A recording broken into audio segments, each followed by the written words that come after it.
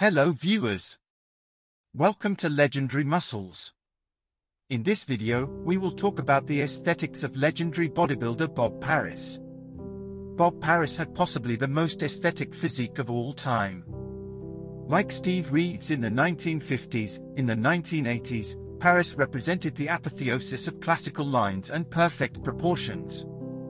And yet, unlike most shape-first bodybuilders like three-time Mr. Olympia Frank Zane, he burst onto the scene at only 22 in 1982, and then in 1983 he took the bodybuilding world by storm, winning the NPC Nationals and the IFBB World Championships, the top amateur American and world titles. He was only 23, at 5 feet 11 inches, he weighed 230 pounds on stage. Equally auspicious was his pro debut, a 7th place in the 1984 Mr. Olympia at age 24, ahead of former Olympia champs Sergio Oliva and Chris Dickerson. Many heralded Bob Paris as a future Mr. Olympia. It wasn't to be. Between 1984 to 92, Paris competed in 32 pro contests. He never placed higher than third, but he was third 9 times. Of Paris' 32 pro contests, 21 of them occurred over an exhausting 18 months from the spring of 1988 to the fall of 1989. Long before there was a classic physique division, Bob Paris' flawless shape almost always kept him in the running, even as his refusal to push striations and size into the freak zone prevented him from securing a pro title. Like a sculptor at work, muscle was added and cuts were revealed strategically. Today, Bob Paris lives on one of the Gulf Islands of British Columbia, Canada. He is still celebrated for his phenomenal 80s body and his steadfast commitment to physique aesthetics. These are Bob Paris' top 10 training tips. Number 1. Focus on aesthetics. Have a broad vision of how you want your body to look. That should motivate everything you do in the gym. If you need to bring up one body part to be in balance with the others, give it extra attention. Work it first in your workout, and work it the hardest. If necessary, give it its own workout. When it comes to each body part, analyze what you need to improve on, like upper chest, lower lats, more triceps than biceps, or whatever it is. Then focus your workouts on accomplishing those smaller goals in service of the broad goal. If you want an aesthetic body, a work of sculpture made of flesh, focus on aesthetics first and foremost. Number 2. Prioritize upper chest. What really makes pecs stand out is the upper region. If you have too many lower pecs and not enough upper pecs, your chest looks droopy. So I focus mostly on the upper part with incline presses and incline flies, for sets of each, and I do them first. Then I'll end my chest routine with flat dumbbell presses and dumbbell pullovers for 3 sets each. So it's mostly about the upper pecs, and I like to end with dumbbell pullovers for higher reps, 15 to 20, to work my serratus and tie the pecs and lats together. Number 3. Feel every abs rep. Don't try to beat your abdominals into submission with 100 rep sets. As with all your muscles, feeling the contraction is most important. On the other hand, doing sets of 6 to 8 reps for abs training isn't practical because of the anatomy involved. The reps are very short, so it's all about maintaining tension.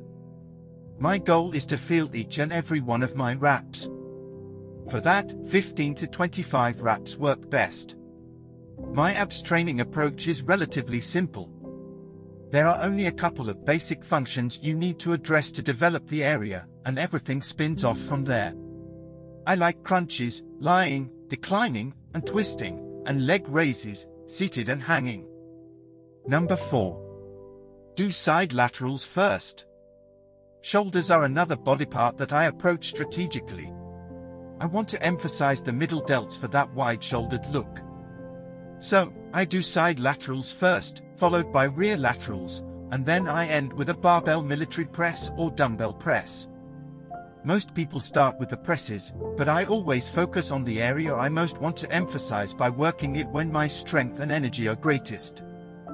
Number 5. Alter your rep range.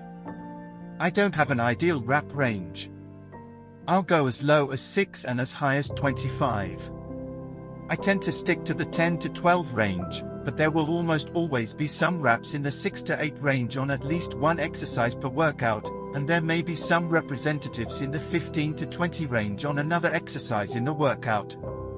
The 20 to 25 pound range I keep for my abs or calves. Changing up the reps keeps me motivated with different goals, more weight with lower reps or more reps with less weight, and it's another way of varying the stress on my muscles.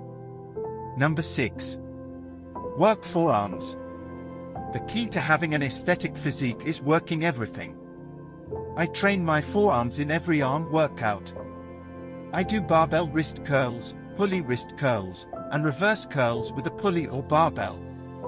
I'll pick one or two of those and do them at the end of an arm workout for 4 sets of 12 to 15. A wrist curl is a very short movement, so I like to use a bar attached to a pulley sometimes to keep the tension on the forearms during the top half of the movement. Number 7. Do front squats. I like the front squat more than the back squat.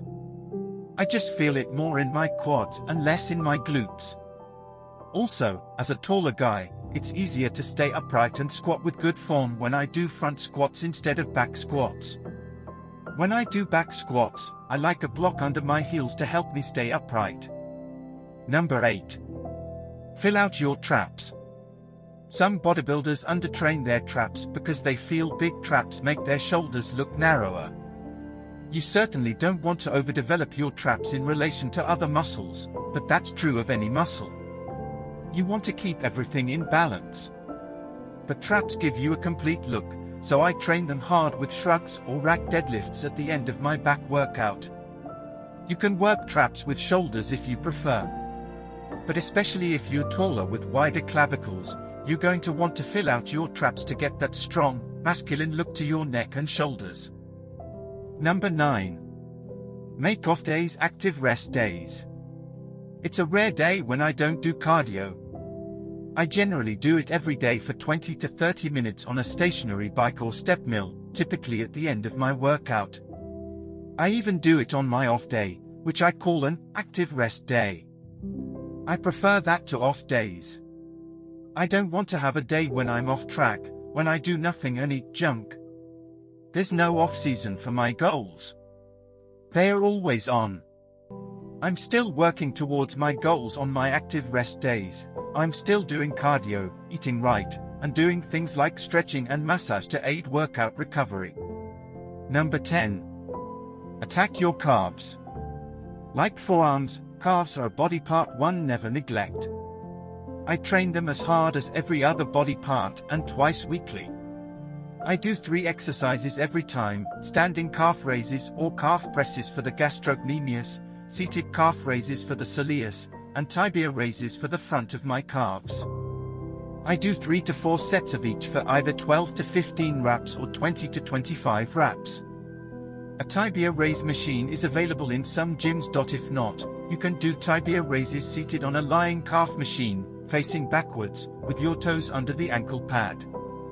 Developing the tibia gives your calves some depth from the front, and it also protects against shin splints if you do any running. We hope that, after applying these valuable principles, you can alter your physique to the next level. Stay motivated, stay hydrated, and focus on your protein intake. If you find this video helpful, kindly subscribe to this channel. Share and like this video. We will be back to you soon. Be legendary.